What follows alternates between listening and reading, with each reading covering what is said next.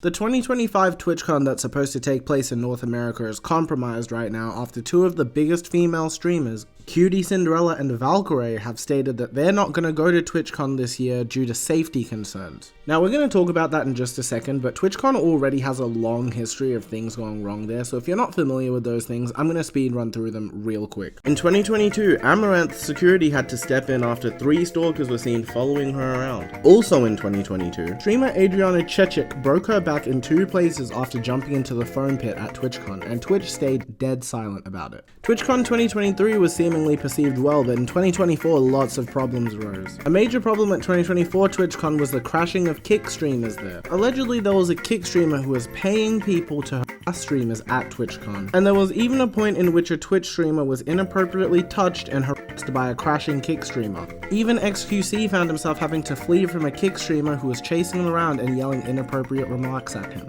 And to top it all off, there was a major drug incident at a VTuber after party, which I'll leave a link to a video that explains it well down below. And that brings us to today, where TwitchCon is set for October 17th to 19th in San Diego, yet you've got cases of big female streamers pulling out of the event due to safety concerns. Now, I'm going to play you the clip of QTCinderella and Valkyrae talking about this. I believe they spoke about it on their Whine About It podcast, and then I'm going to come back and talk about it. I'm kind of afraid to go to TwitchCon. We're in a bit of a conundrum with TwitchCon. I've been so anxious and scared and sad this whole past week with everything that's been going on. Listen, it's not, I have... It's not you, it's us. It's not you, it's us. We're supposed to do Whine About It live at TwitchCon. Love Twitch for supporting our show. I have given them a soft...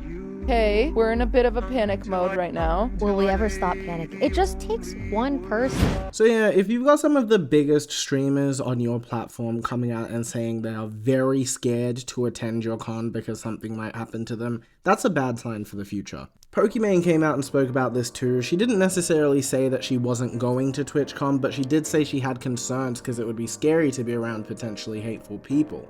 Now this is a perfectly justified take. We're seeing a trend where female streamers are somehow becoming less and less safe in the community over time. This was already highlighted back in March when Valkyrae and Cinna had to cancel their stream because they were being threatened to their face by a man who they refused to give their number to. I find it hard to view these situations as like freakish one-off incidents because it goes to show that if you give the wrong person the opportunity to do something like this, they'll leap at the opportunity and they'll take it. Just this situation in March led to Valkyrae saying that she's never even gonna go out and do an IRL stream unless she's armed, and while that's sad, that makes a lot of sense, and makes it no surprise why her and her friends wouldn't want to go to TwitchCon.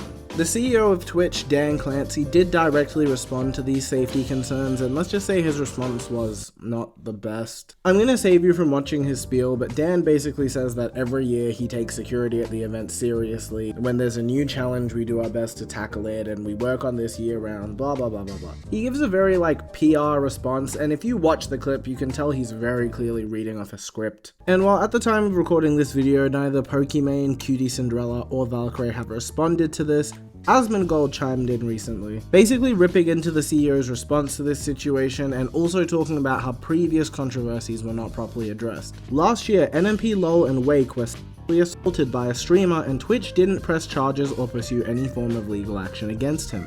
Here's a video of the incident. If I was a woman, I would never go to TwitchCon.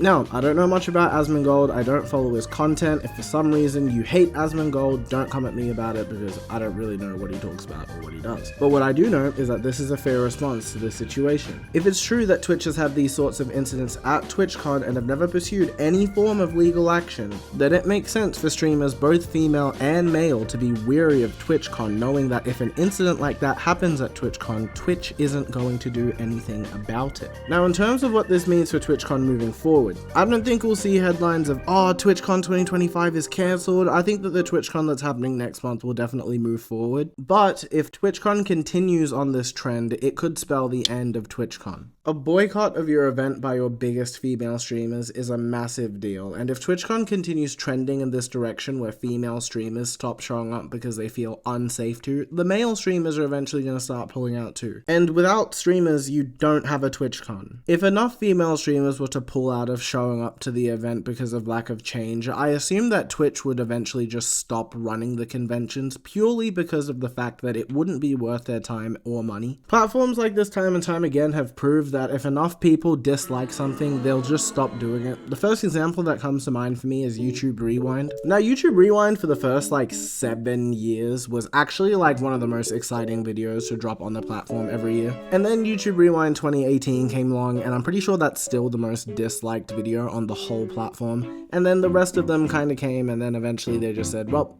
you guys don't like this anymore, so we're gonna stop doing it. And TwitchCon could follow the exact same trajectory where if enough people just don't show up, they're eventually gonna say, well, you guys don't want this anymore, and they'll just stop doing it. Now, personally, at this point, I don't think that that will happen, and I think that Twitch still has an opportunity to smooth this situation over with its female creators. They just have to start taking things seriously. Like, these PR responses are clearly not gonna cut it. People clearly aren't happy with those. They need to be more transparent and stop trying to throw things under the rug. Like, they need to actually start a conversation, and people would need to see actual, genuine change. But that's basically all I have to say on this topic. If you enjoyed this video, please consider leaving a like and subscribing. I'm trying to hit 1,000 subscribers by the end of the year. Let me know your thoughts on this situation below in the comments, and I hope to catch you in the next one. Peace.